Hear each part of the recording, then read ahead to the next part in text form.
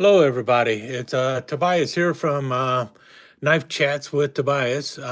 Before we get started here, I want to take a moment to ask folks out there to keep Knife Delights, Tom from Knife Delights, in your prayers right now.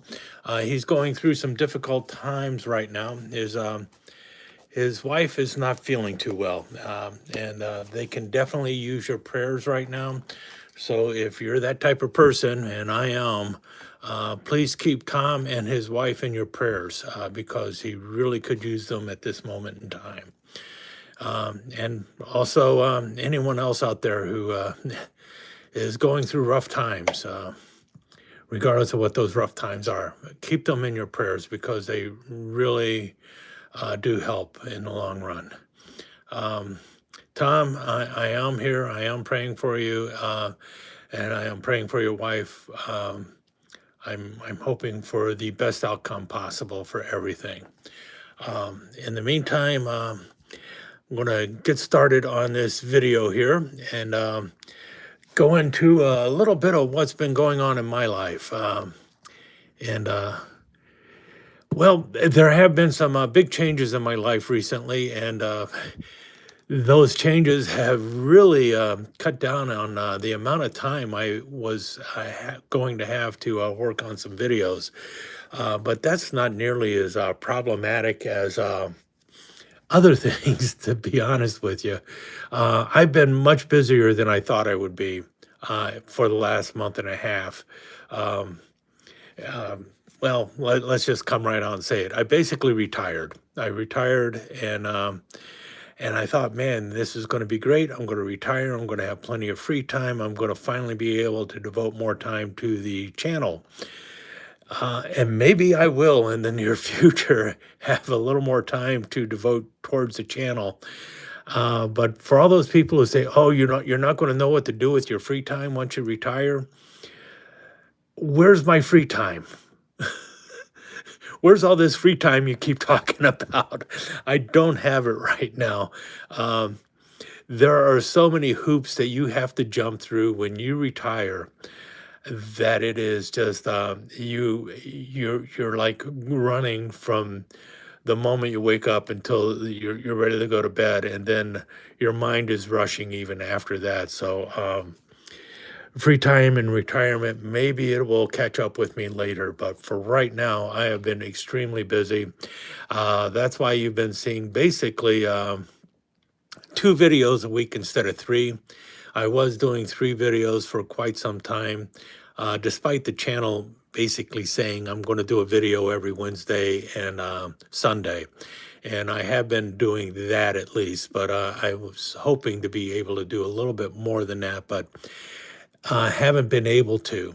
And another thing that has led to the problem is what is being offered now in the world of new knives. I think we've entered the doldrums, and this happens, I think, every year around this time, somewhere in late summer, early fall. The offerings kind of dry up. It's like all the knife makers out there is like, okay, well, we'll release this for Christmas or something like that, or we got this for SHOT Show, we got this for, whatever the big thing in Vegas and all this other stuff, all the things. But then basically, so you have this summer release, and then you have the Christmas release, I guess. I guess that's the way it looks at it. And the things that I've been seeing recently just have not been something that I've been interested in buying. Now, there's a lot of pretty cool knives out there, especially if you're in the modern knife world. I'm sure a lot of people know that. The modern knife world, all sorts of things out there. But I'm not a modern knife guy. We already know that, and this channel is not a modern knife channel. I mean, I mostly look at slip joints, and the slip joints that have been showing up recently have just been kind of lackluster and not really that inspiring to me. Now, part of the problem is I got a lot of knives already. You know what I mean? Hi, Mike. And when you have a lot of knives to begin with, you see a new knife released, and it's like, that's kind of cool, but I got something similar to that already. I'm not gonna go and buy another one. And the other thing is I have been trying to focus on recovering from major surgery myself. We will be praying for you as well, Tracy. Yeah, that it is one of those things that happens. My prayers are with you as well, Tracy. We will get those out going too. Um, but with in the knife world, you get these. Eventually, it's like how many toothpicks do you want? How many of this do you want? And so on and so forth. And then there's the hi Donald. Then there's the whole thing of well, that's nice, but it's not a pattern that I really collect. There's always a new trapper every 2 weeks. There's a new trapper out there coming from someone, and quite often it's like even with the people who collect trappers, it's like, oh, cool, there's a new trapper, and it's like, and I already have three other ones that look just like that, so I don't need that one. Um, and that's part of what's going on with me, even though the trapper is not the knife that I tend to collect. And that's what I will be going into in just a little bit, the knives that I actually do like to collect. Oh, foot surgery for me. Ooh, man, foot surgery is rough. Anyway, I will be talking a little bit about knives that I collect in a little bit, but I wanted to just kind of point out that recently, I just have not been seeing knives, at least new knives, coming out that sparked any interest in me. The latest, I guess, is that Barlow, that Case is going to be coming out with their. It's in their Crossroads series. They got the Crossroads Barlow coming out. At first, I was thinking that's kind of cool, but then I saw that the bolster that they're putting on there is a G10 bolster, and I'm like, why are you putting a weak material bolster on a Barlow? You know what I mean? I get it. I would have liked to if that would have been like a nice um, blued steel bolster. That would be cool. And then you could put a G10 handle on it. But why are you using like a laminated wood handle and a G10 bolster on a Barlow? The whole purpose of the Barlow's bolster is to add strength to the pivot point. And I don't quite understand how G10 is going to add that strength to the Barlow's bolster. It looks good, and yeah, it's a modern material, but maybe if they would have had a anodized S30V bolster to go along with the S30V steel blade, that would be cool as opposed to G10. I don't know. I'll probably end up picking up one eventually, but right now is like I don't get it. I don't understand why this makes sense for Barlow. I understood going for micarta on the Sodbuster Junior that they made, but a G10 bolster on a Barlow just didn't cut it for me. Anyway, I'm sure other people out there have a really good idea about it. Um, the only modern knife, or the only new knife that I have picked up, and I would say the last 6 weeks. Now I've bought other knives, but I mean a new knife, something that a new offering out there is this. And I got this at Cabela's yesterday, and not something I would normally pick up, but I saw it and it was like $10. I was in the checkout line, and it's like, I'm going to grab that because I was at Cabela's and I was looking at all the knives they had there, and well, they had all sorts of Benchmades and Microtechs and all that. That they looked good.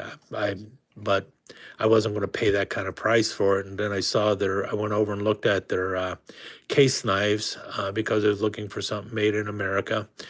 And I saw them, and the few that I did like, they had some bone stag ones there that looked pretty good. But it's like, okay, I don't want that pattern. I don't want that pattern, at least not yet.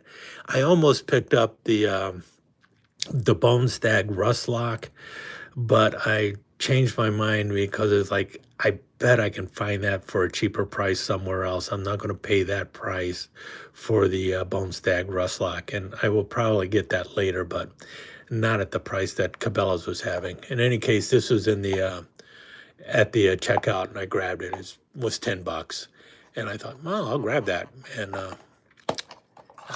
you're seeing it here first. This was on the outside. It had the little snap link on there, which I guess would be helpful for holding it onto a belt or something like that. And then thumb stud knife here. I'm not a thumb stud person. Let me get this out. Pop, pop. Yeah, you're seeing it here first. They had it in orange and blue. I went with the orange because I thought the orange looked better in blue, and I'm pretty tired of blue knives, to tell you the truth. I'd have loved to have seen it in green. Opinel number 6 folding peeler. Yes, I have seen that. I'm not sure what I would do with it. I do have a potato peeler that I use all the time, and I like it. But I don't know if I need one that folds. Oh, thumb studs on both sides on this. They showed the blade the way it looked on the backside here. Any case, opens up easy enough. Pursuit. I'm sure this is made in China, and we see all that on the back. And we see also here 420 steel. So there was nothing I did not know about here. 420 steel, liner lock, closed length, blade length, blah, blah, blah. Machined aluminum handle. It does have liners in there too. For that new case Barlow, it didn't do much for me either. It got Eureka. Yeah. You know what I'm talking about with that Barlow then. I really wish it had a steel bolster. This isn't bad. It'll probably end up going into a giveaway or something like that, but I wanted more. I was interested in the flashlight, which is also kind of funny. I keep having this person asking me, do you want to review our flashlight? And it's like, I don't do flashlights. I keep saying maybe they should contact Big Red EDC or someone else who actually does flashlights. It's supposed to have a battery in there. Got a nice clip that can come off. Is there something stopping it from working? Probably got something in here to separate the battery from the nope. Oh yeah, I did. Had a little piece of paper in there to stop the battery from connecting so that it didn't die before it got here. It's supposed to be 70 lumens. Ooh, it is blinking.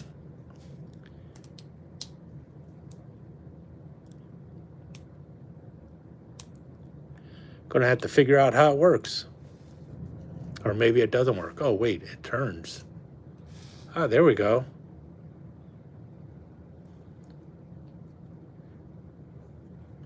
I don't know, have to play with it a bit. Here we go, now it's on, I think.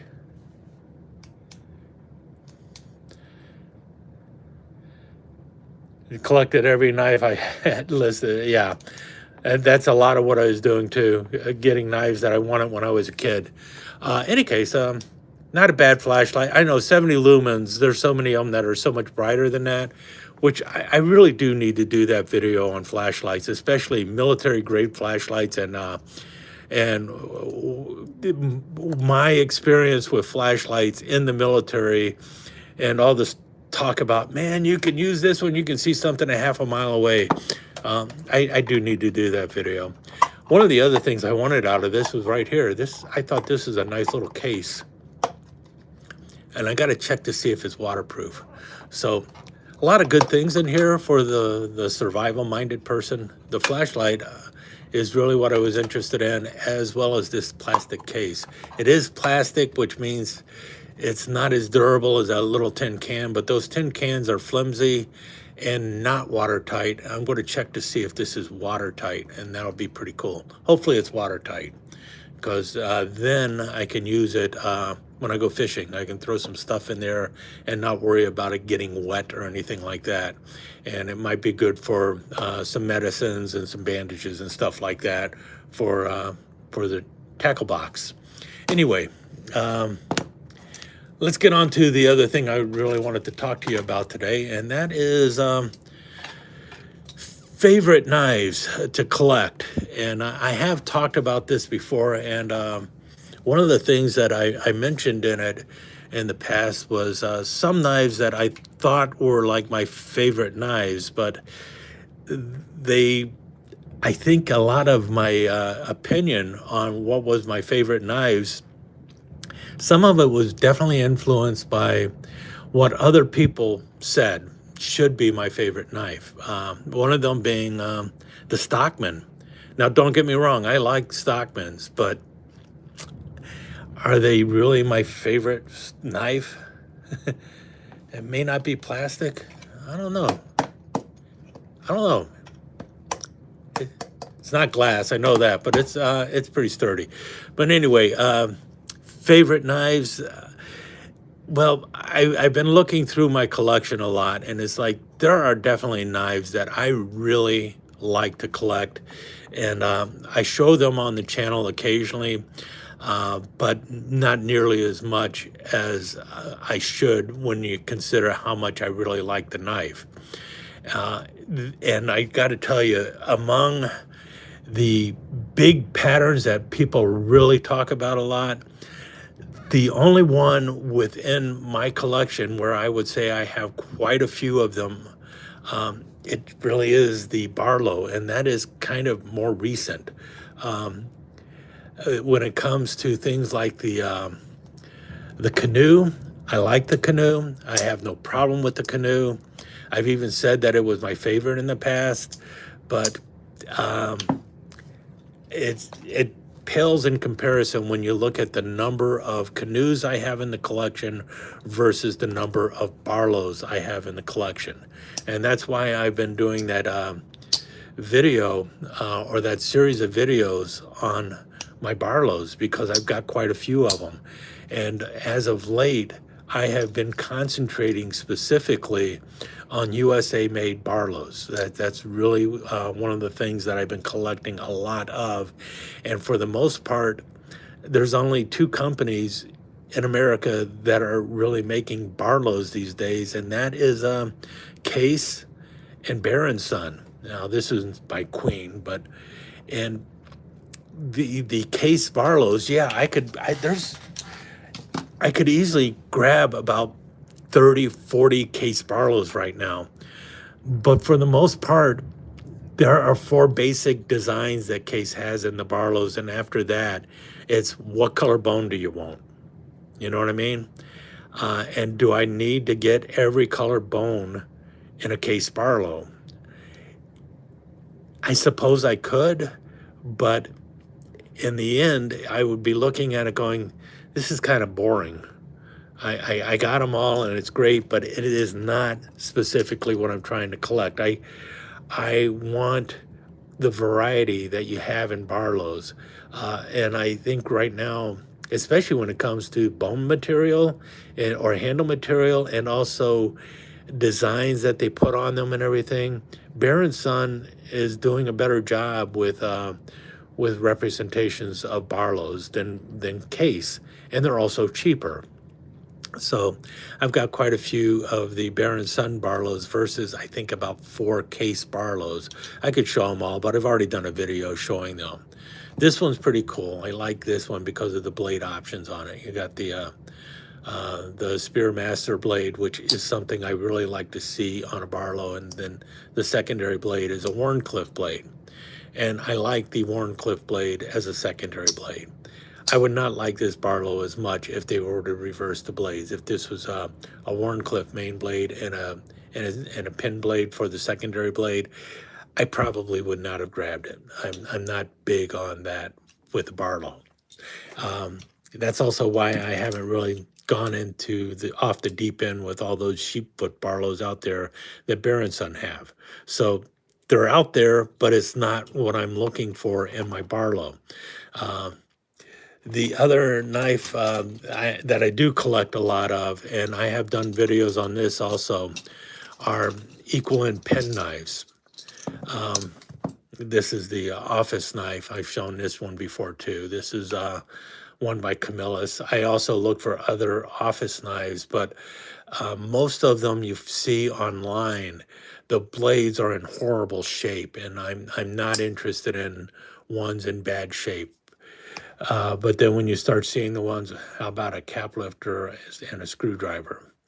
I like the cap lifter and a screwdriver on the Barlow. It's not a bad choice. I also have the electrician version of Barlow's, which I thought was pretty cool too. The spade blade on the other end here, which is really the eraser blade on a office knife. These are a little bit larger for your basic equal and pen knives. They come in larger than what most people would consider a pen knife. They're about 3 3/8 inches. Most pen knives are a little bit smaller than that. But in any case, I really like the office knives, and I do try to collect them, but they have to be in good shape. I don't want one that looks like crap. And this one is almost in perfect shape. The other ones in the equal end world that I like are the ones that have a scenery on them. I call them scenic, but they're relief knives or embossed or something like that. This one is Our Lady of Lords, so that's pretty cool. And this is a single blade one. It's not in the world's greatest shape, but I never saw one before, so I grabbed it. Mostly, I like the ones that have blades on both ends. This is the one by Boker that I have, and it's really nice. The 414, like that one. And then got another one over here with another scene, with the doggies. And this one I think is a cheaper one. Oh no, this one is Arnex. Man, Rasputin's Castle did a video on these knives because a lot of them came along with a watch. Arnex is a watch company in Switzerland. I think a lot of the knives were made in Taiwan or Solid in Germany. This one has a nail file on the side here. And I think this one is from Germany, Solid in Germany. Arnex Stainless, where is it from? Oh, no, this is one from Taiwan. Now you can find this almost identical knife being done with the Novelty Knife Company, but it doesn't have the little bail on the end here. This is for your watch fob. And sometimes those are called fob knives. Oh, this is a knife that I recently picked up because I couldn't find anything modern and new that I really wanted. I found this one at a antique store, and it's pretty cool. See here, can we see that? J.A. Heinkel, maybe you can make it out. And Solid in Germany. What's really cool over here is it on the other blade? No, this is the nail file, the pin blade over here. I don't think you can make it out. It's pretty small. And if I try to zoom in, it won't work too well. But in any case, it says Nick Rosten. So instead of roast fry, which we usually say, rust free, this one says not rusty or not rusting. So, Nick for nothing or not. So instead of saying rust free, this time they say it won't rust. Anyway, in German though. And then it also has a really nice pair of scissors here, if I can get them out. So a little manicure knife with that nice aluminum cover on there with the lines and everything. It might be stainless steel. I don't know. You can see kind of where some pins or something. I don't know what that is. Might have been where they put a sticker on there. But it's a nice little knife. so I grabbed that one. Any case, back to my my knives that like to collect. We covered that, and we covered oh, Barlow's. Covered Barlow's already. I should move those out of the way so I have an idea of what I've already talked about. Elephant toes or sunfish. These are definitely a pattern I like to collect, but there's a big problem with these, and that is the ones I can afford are the ones that are made in China or Pakistan. This is one by Marvels, and it's a sunfish. I think they might have called it an elephant toe. And this is in their green stag bone. Notice that um, jigging they had on there. It's really nice, though. Uh, got the old Marvels on there. This is a big one, I think 4 1/8. I think, yeah, 4 1/8 or 4 1/4 inches long, closed, equal on the handle, and you got the typical blades, which I do like. These are all. I did a video on a lot of these already. Talked about the pattern, pocket hatchet, whatever you want to call it. One of the things is they were called. Um, Jumbo knives at one time because of Jumbo the elephant. So that's where the elephant toenail comes in and everything else. And it does have to do with the shape. I got a lot of them in white smooth bone because I'm going to be working on them. Uh, the thing is I really would like to get a couple that are made in the United States, but the price on these things is ridiculous. Um, they're not made that often, and so if you are looking for them and made in like by Case or Queen or GEC or something like that, they're in the $300 range and stuff like that, $200 range, and quite frankly, I don't think they're worth the price that people are asking for them. I get it. Um, one of the reasons is because they're scarce. They're not made anymore. Really, it is not a pattern that Case is going to churn out tomorrow. This would be a great knife for Case to say, we're going to bring the elephant toe or we're going to bring the sunfish back out of the vault for a year. Then they might be selling at a price worth paying for, and they would also be in new condition. But to find these knives made by Case at a fair price on eBay or somewhere like that, it just doesn't happen. Um, there was a wonderful collection of them.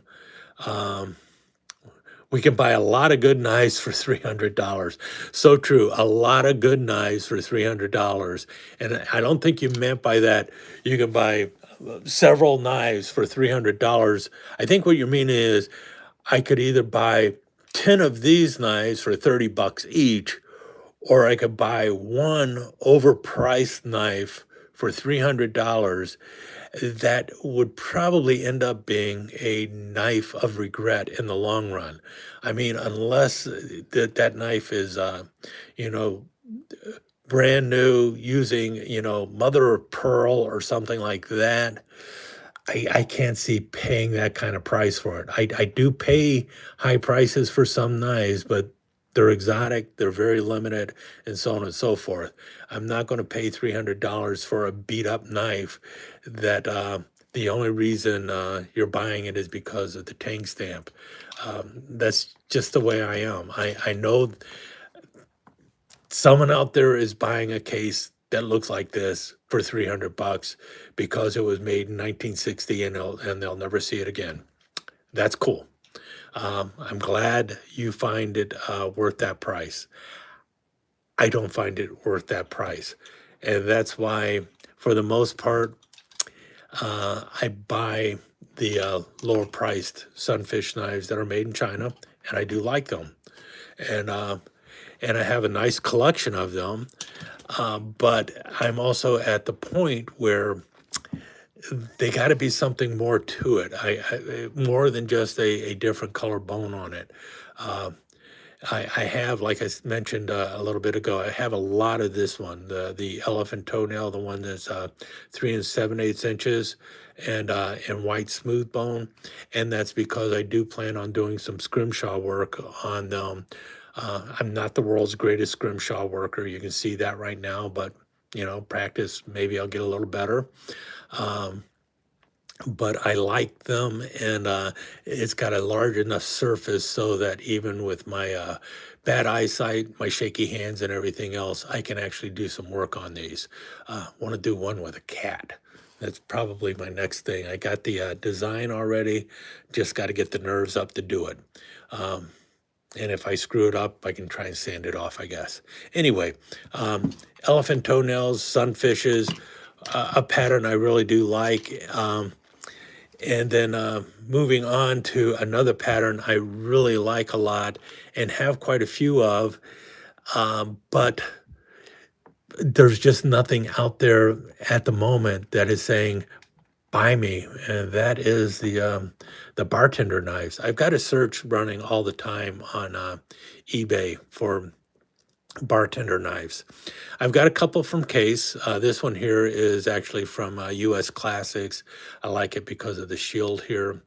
Um, I have a couple of these from Case. I've got every one that Rough Rider made. I've got two of them that US Classic made in this pattern. This is the one that has the Spearmaster blade and the pin blade on the other side, plus the label cutting blade over here, and then obviously the corkscrew on the bottom.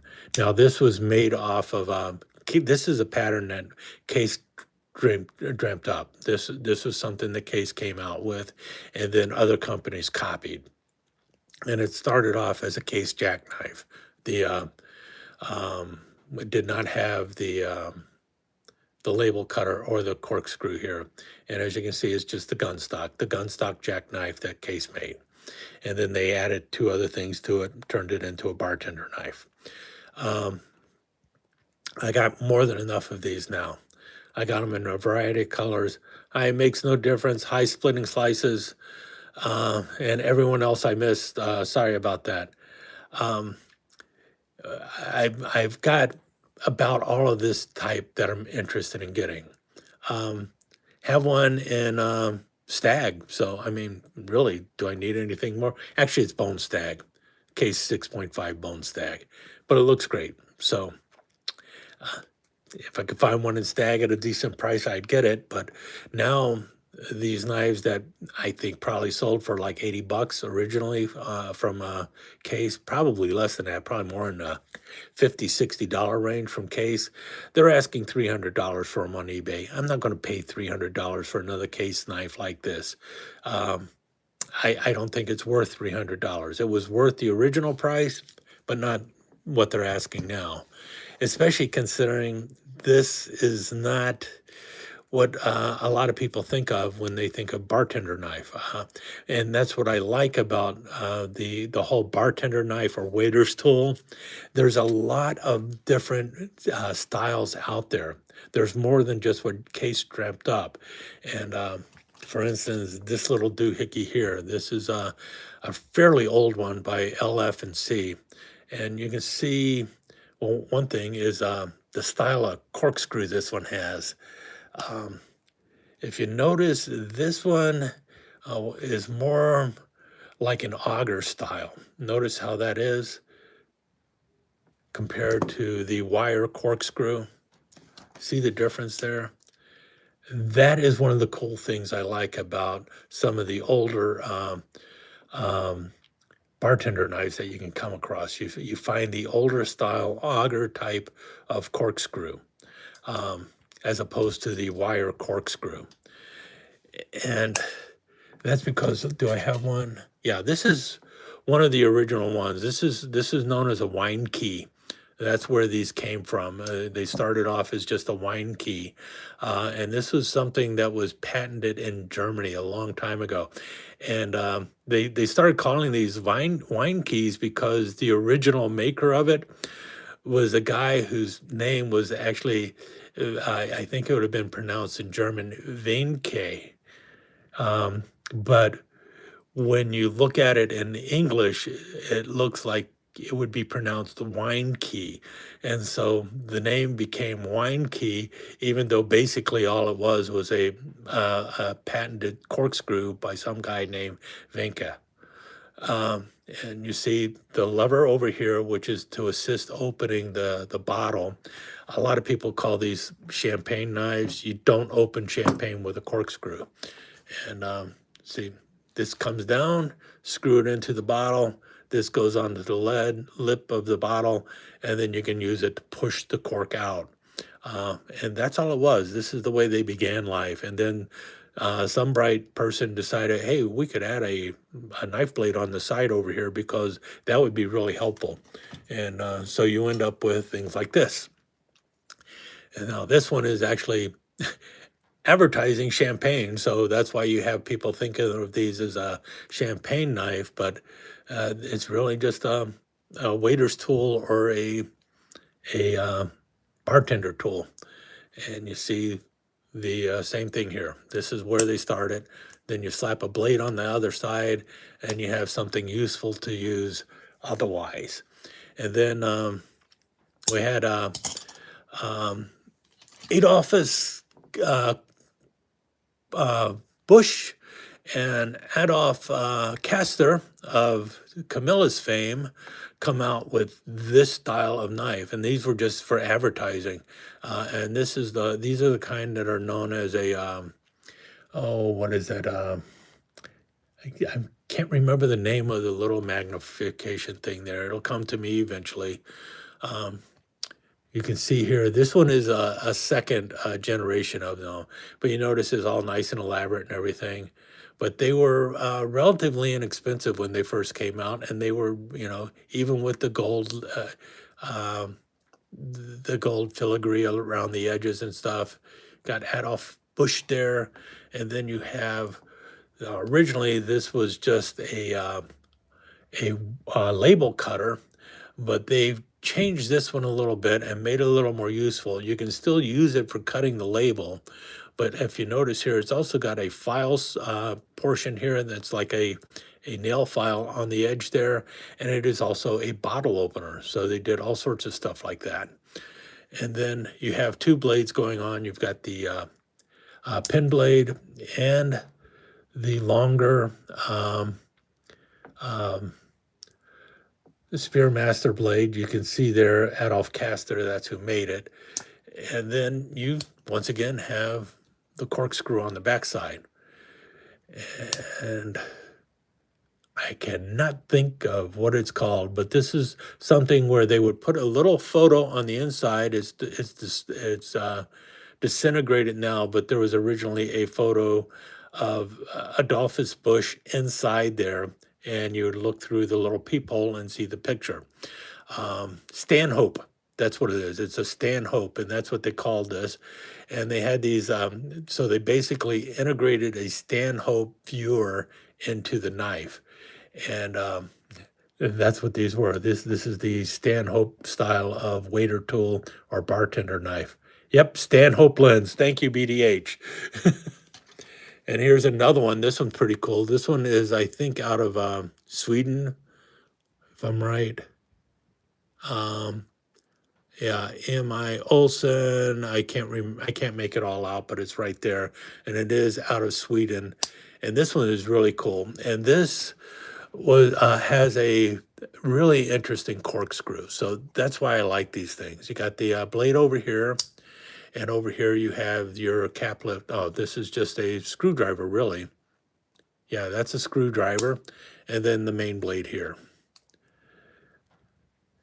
And then the corkscrew, which is really interesting if you notice it. It's like, how do you open this thing? Well, you spin it around and you pop it loose. Come on, can I pop it loose without breaking it? No. Haven't done it for a while. This is where I would usually pause and then show it later. Or do I have to pull it down first? Let me fiddle with this and not break it. There we go. Yeah, it is just pull it up, but you have to use some extra strength on there. And so what you have is a longer cork screw. So you can actually get your hand on there, screw it into the cork, and give it a good yank and pull it out. So if you can see there, it locks in place simply by where it is right there. Now there's another kind too, if I have it here. Let me see. Yeah, I think I do. Flip it back around, locks it back in place. Here's another version of this. This one is not in that good a shape, but this blade was definitely cut down short. It was a longer pen blade. And then we got the, you can see this one is really worn out. Got it for a decent price though. You got the label cutter. This is the way the label cutters were originally done. And this one has a really interesting corkscrew. If you notice here, it looks like it runs the whole length, and that's because it does. And you pull it out like so and turn it down, and it locks in place. And this actually was a style of corkscrew that was patented by Adolphus Kors, even though, I'm sorry, Adolphus Castor, Adolf Castor, as far as I understand, patented this corkscrew. And, as for an extra long corkscrew again, it was the way he came up with it. And this was designed in around 1890 or so, something like that. Notice how it slides back and then it's locked in place. So it's pretty cool. You know, those are the things I kind of like with the stag handles on this too. Really nice stag. Anyway, that's why I like the waiter's knives. You know, there's a wide variety of them out there, and I like to look for them. Again, I don't want to pay a lot of money for them though, and it has to be something really interesting and specific to it.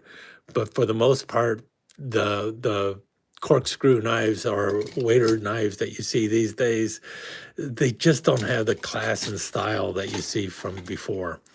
That brings us to what other knives? I got a few other ones. And these are the ones that I have the most of. I got to mention too. The obvious one is right in front here, toothpicks, especially the medium and large. I have quite a few of them, and I really do like to collect them. It is a pattern that I carry with me.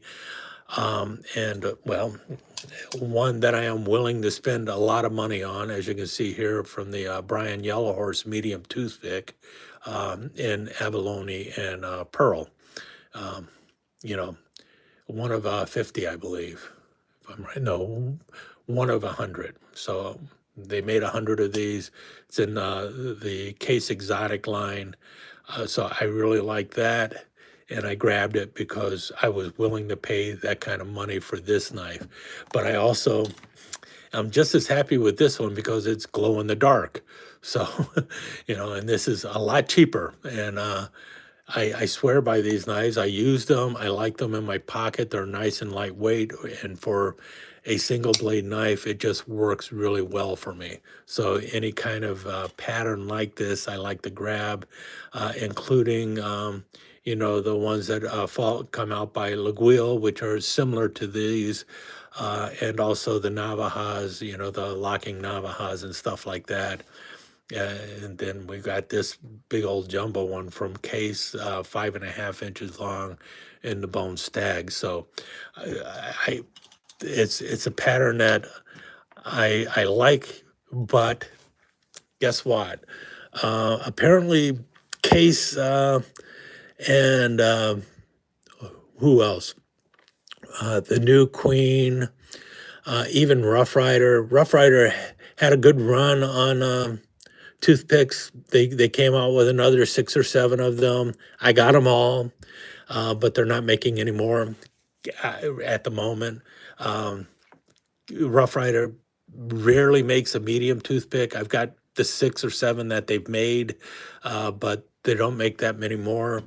The Case ones are getting a little expensive, and it's going to take something more than just a similar, you know, well, I've already got All right, now it's Mediterranean blue instead of Caribbean blue, but the shade is not that much different. Or, okay, now you've got it in whatever jig as opposed to whatever peach sea. You've gone to, um, a slightly different jig on the bone, but it's the same color. That's not going to be enough to get me to spend 80 bucks for a knife. It's got to be something more. Excuse me as I drink a little water. And that's really what's going on. It's like I'm not going to spend that kind of money for something that is very similar to something I already have. And when you have, 18, 19 of this knife, what more can you ask for, And so that's where it gets more problematic. So even though it is one of my favorite patterns, if not my favorite pattern, um, I'm at a certain point you get so many of them. It's like, what else is out there for me to get? And am I running out of things to grab? So that's where I'm at with toothpicks right now. It's like I would love to get something new, but there's just nothing new out there that really is saying grab me. Um, Another obscure pattern that I really like to get is mushroom knives. And the thing is again, I'm at the same place. Hold on, I gotta really should have brought some cough drops down, but I didn't. So this is going to be rough.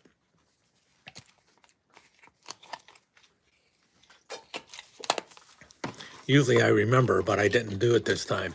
Anyway, with the mushroom knives, I've got a really large variety of them. I've got about 12 different handle materials. I'm sorry, not 12 different handle materials, but 12 different styles of handles, the way the brush is attached, the different blades that are on there, so on and so forth. But I've run out of things to say about them. I do need to review the Open L one. This is one of the few Open Ls I have. And what I like about it and what I don't like about it, and compare it to the Old Bear. That is something I've been saying I'm going to do for the longest time, but I haven't done. So maybe I'll be getting around to that. This is my favorite. This is my Mercury Myco 2, I believe, or it might be the one in olive wood. Mercury was the company that invented the mushroom knife. It's only been around since around 1980 or so, so it is not that old of a pattern.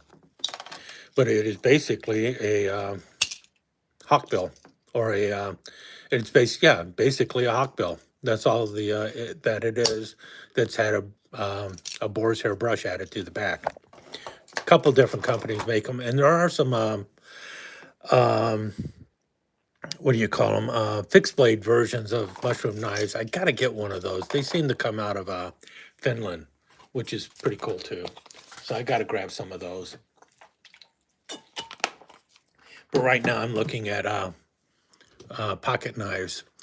And this is another pattern, and you'll be seeing more of these real soon. And that is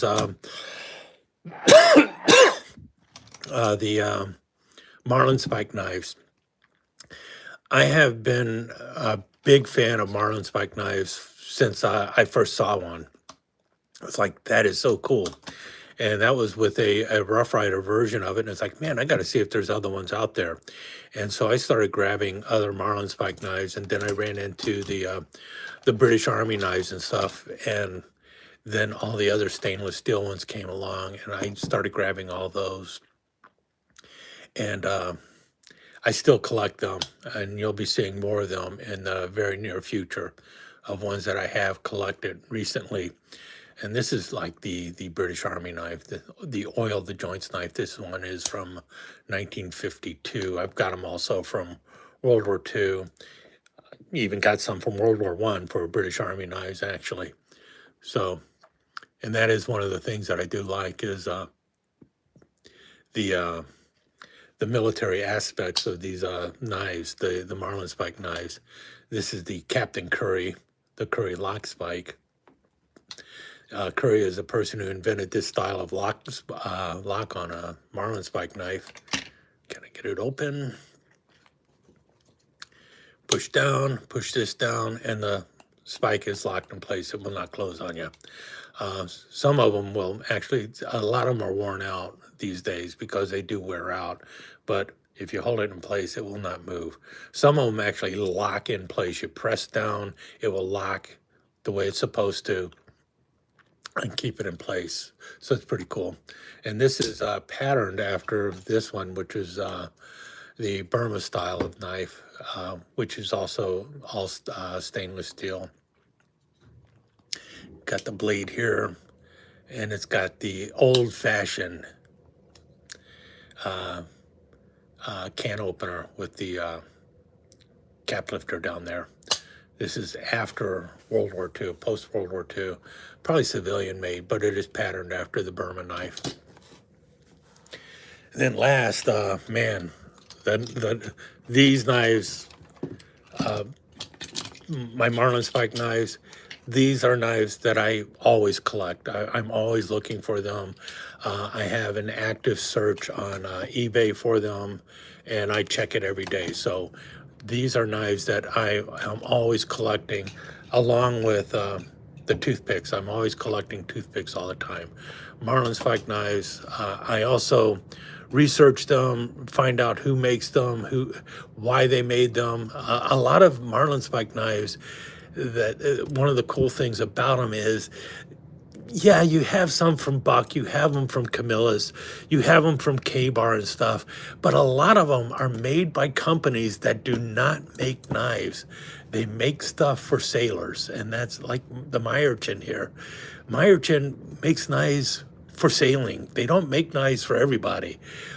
They're specific in what they're making, and they're making them because they want to make something for that job or that chore, you know what I mean? And that's something that I really like about some of the knives, the ones that are actually made specific for a task. And that's why those come in handy for me. These are really made for bird and trout fishing. But anyway, next up is, so these two I always will be collecting. The next are camp knives. Always looking for more camp knives. And by that, I also mean Swiss Army knives, which I am always looking for new versions of Swiss Army knives. But even that, it gets to the point where it's like I have about every pattern of Victorinox knife out there, and we all know they all pretty much look alike. That's why I have so many.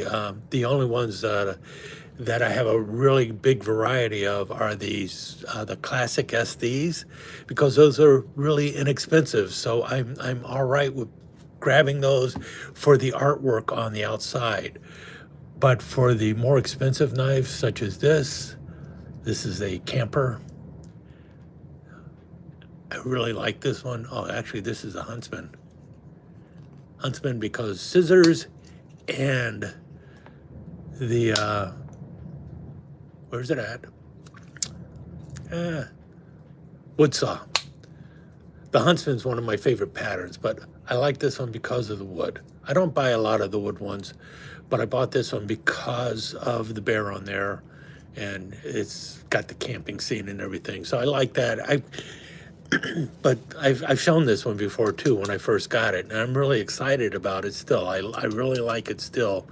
But there are several companies, or several companies, Blade HQ, SMKW, Swiss Knife Shop, several other ones that come out with a variety of these knives with different pictures on them and everything. But I'm not going to buy them all, especially if all of them are made on a tinker, because I have enough tinkers already. I like them on different handle materials, or different handles on different patterns of knives. The Huntsman is one of my favorites. So, but more than that, it's just camp knives in general. and no one is making camp knives these days. Yeah, well, I'm saying that, but SMKW with Rough Rider, they have their larger ones. They're giant camp knives. I don't like those. I've got three of them. I'm not going to be getting any more of them. They're just not something I'm interested in. I like the ones that are 3 5/8 inch or 3 3/4 inches, whatever way you want to look at it, with the 4 blades. But my favorite are really the old Cub Scout knives. Nobody makes them anymore. The only one that is made now is made in China. I have every Cub Scout knife that I am aware of when it comes to tank stamp, blade edge, handle material, blah, blah, blah. If it's a Cub Scout knife, I have one. I have about 30 different Cub Scout knives, including the elusive green Cub Scout knife and also the one that a lot of people have, the Green Ducks Unlimited Cub Scout knife. But no one else is making them. So what am I supposed to do? I really like the blade options on this. This is a great little knife, 3 3/8 inches, wonderful knife, but they don't make it anymore. And I've got every one of them. So what do you do at that point? You beg Schrade, you beg Baron Son, you beg Smoky Mountain Knife Works to come out with new knives using the Cub Scout blades. Do they do it? No. So you're where you're at. And you got the 4 blade ones. I've got a lot of 4 blade Cub Scout knives. I don't have the earlier Boy Scout knives. Don't have many of the earlier Boy Scout knives from before World War II. The Remingtons, LFSNC, LFNC, Dwight Divine, Ulster knives, the Ulster Divine knives. I don't have any of those. I do need to try and find them. But I also, once again, it's got to be in good shape and it's got to be at a fair price. And you just don't find them that way too often. So I'm running out of Boy Scout knives to pick up or Scout knives to pick up because I have quite a few of them already. And there's just not that many coming out anymore. Schrade has one in their old timer line. I have one of them already. It's got a wrong shield, so I will probably buy another one of the Schrade old timer made in China. And I will also buy, I don't like their, that's the Uncle Henry actually. I like the Uncle Henry. The old timer one I don't like as much. I wish they would do a different handle cover on that. And they're in the thermoplastic that's supposed to be like a Delrin or something. There's just not that many of them out there right now, at least new. So I'm forced to go and look for older ones. And for the most part, when it comes to older Scout knives, the ones that I really like to pick up are the ones made by Camillus. I have quite a few of the other ones too. I'll have to show them again someday, but I have them by, I've got the various Girl Scout knives. I've got Utica. I've got, I don't have one by K-Bar. I guess I need to get one by K-Bar. Wasn't an official Boy Scout knife, but they do make a K-Bar Scout knife. I've got Western thanks to, I think BDH sent it to me, and a few other knives out there. But it is a pattern that I am always on the look for, but also a pattern that is virtually ignored by knife companies today. Case doesn't make a Scout knife anymore. I don't think they're ever going to do it, and I also don't think Baron Son is making a Scout knife anymore. And if they did, I would pick them up. I've got 2 Baron Son Scout knives. One of them was for the Boy Scouts of America. I also have, matter of fact, I think this is Baron Son. Yeah, this is Baron Son. Yeah, I've got both of the Baron Son Cub Scout knives. I got the Baron Son Boy Scout knife. And I have one that they made for the civilian market, or not for the Boy Scouts, in a really nasty looking Delrin. but they don't make them anymore. They stopped making them. Why don't they put one out in their new bone stag? Why don't they put one out in rosewood? I would buy them. If they made them, I would buy them because this is a pattern I like, I really do like to collect, but they don't make them. They're more interested in making another trapper. And that's the same with Case. Case does not make this pattern. I have one Case scout knife, just one. And it is very similar to what the Rough Riders are, but it has the safety can opener. I would love to have other Case scout knives. They're just not out there. And when you do run across one, it's like, no, I'm not going to pay $300 for it.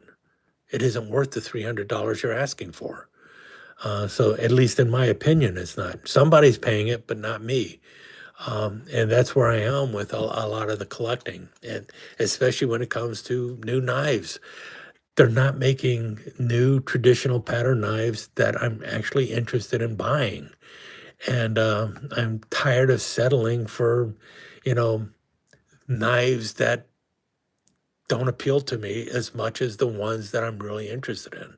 And I got a feeling a lot of people are in the same boat. It's like, could you pump out something else that I might be more interested in? This is they need to get some new blood out there, I guess is what I'm thinking of. Is like, or somebody needs to start listening to the folks who are actually trying to collect knives. It's like, why don't you put this out? Why don't you put that out? And it's like it's falling on deaf ears. It's like, we're not going to put that out because that's a risk. That's going to be too much of a risk. I don't know if anyone is going to buy that. It's like one of the things I've mentioned on a number of occasions is right here. Do I have it here? Yeah, this knife here. This is made by Camillus back in 1993. USAF. This was never an issued knife. This was never issued to soldiers or airmen. Now, did airmen end up with this knife? Sure, because it was sold in PXs, but it wasn't an actual issue knife. It was something made for the collector at the time. They had it for USAF. They made it for the United States Navy. They made one USMC. They did not make one that said Army. Air Force, Marines, Navy. The one that just says US, I guess, is for the Army. Why doesn't Rough Rider take that old Marbles knife? Where's the Marbles knife? Or why doesn't Marbles do this even? Doesn't matter. Either company could do it. Yeah, this is the Marbles one. They sell these things. They say it's one of the best selling knives they make. One of the best selling knives Marbles makes is this knife right here. Matter of fact, Camillus also said the same thing. This was the best-selling knife Camillus ever made, the milk knife, and it beyond the knives that were being made for the military. It was just an excellent seller on the public market as well. It was one of their best-selling knives. Marble says the same thing about this knife. It is their best-selling knife. So why doesn't Marbles or Rough Rider, either one of them, come out with this knife and stamp it USN or United States Navy, United States Coast Guard, United States Marine Corps, United States Army, United States Air Force, United States Space Force? Why don't they do that? Why don't they? It would just make sense. And, instead of having marbles on the blade, put the emblem of whatever branch. Yeah, I get it. They might have to pay some money to the government or something in order to do that. I don't know if that's really the case or not.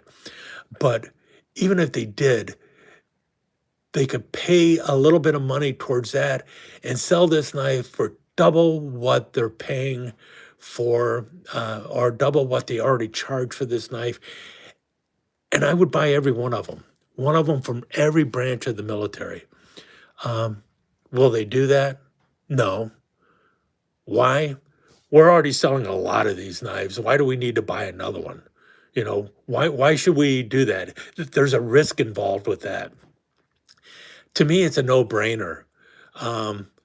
Anybody who had served in any of the branches, if they saw the knife and it said United States Marine Corps on there, and you were a Marine, yeah, some of them will go, that knife's made in China. I'm not interested in it. Well, then maybe Berenson should do it and do it in the United States, or maybe Queen USA could do that because this is still around. It's still around. I don't get why somebody is not doing that. I think it would be a great way to honor it, but they're not doing it anyway. You can see it now. You can now. I'm past an hour. I'm losing my voice, and you can see kind of the frustration I'm having in buying knives right now. I went through this same argument before because of the lack of knives being made for the 250th anniversary. They made them before. You can see it right here. This is Queen 76, a wonderful Barlow, made in America. And we're starting to see them now, but what are they doing? They're charging an arm and a leg for them when they could be doing it for, a decent price for anybody. Instead, they're just doing it for the collector. They, oh well, I'm losing it now. Going into a rant that I didn't really want to go into, but and I will be talking a lot more about milk knives in the very near future as well, because I got a lot of them and I want to go over them a bit. But in any case, I am losing my voice again. I'm going to start coughing again. I don't want to be doing that. And this has been going on for quite some time. So I am going to definitely have to let you go now. I really do appreciate all of you sticking around or dropping by or spending a few moments here. Please consider coming back, leaving a comment on this if you can. Consider giving it that thumbs up if you can. And consider, if you're not a subscriber, please consider subscribing to the channel. It does help with all the stuff going on. And also, please, as I mentioned at the beginning of this video, I don't know how long ago, Tom and his wife are going through some very serious struggles right now. And it is a health issue, and they really need your prayers. So please take a moment to, say a prayer for Tom and his wife. They really could use it, and I think it would mean a lot to them, and I think it would also mean a lot to a lot of people in the knife community. I know a lot of us are pulling for Tom right now and his wife, so please do that for us. And again, thanks for dropping by. Hope you enjoyed this. I know it's kind of long, but hey, that's what lives are for. And it beats watching your football team lose. Let's put it that way. In any case, I will try and do this again in a week or two, and I do have some great content coming up. Well, hopefully it'll be great. We'll see when it comes out. Thanks again for dropping by. Really do appreciate it.